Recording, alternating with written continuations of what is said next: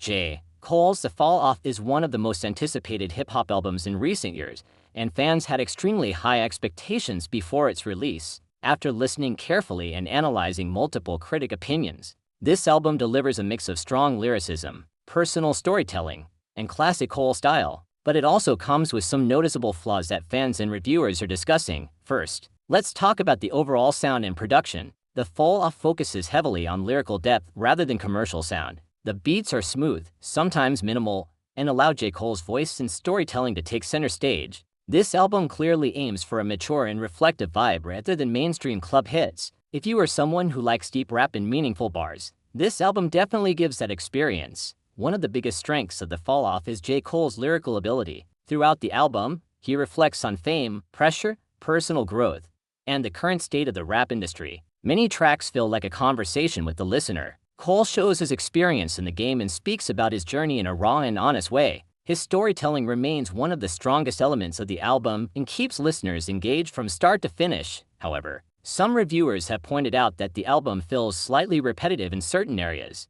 While the lyrical content is strong, a few tracks follow a similar tone and structure. Because of this, some listeners may feel the album is longer than necessary. Critics also mentioned that J. Cole sometimes tries to do too much within a single project, which can make parts of the album feel less focused. Another important aspect is the emotional depth. The Fall Off feels very personal. J. Cole talks about his legacy, his position in hip-hop, and the challenges of maintaining relevance in a changing industry. This makes the album feel more like a reflection of his career rather than just a collection of songs. Fans who have followed J. Cole for years will appreciate these themes and understand the message he is trying to deliver.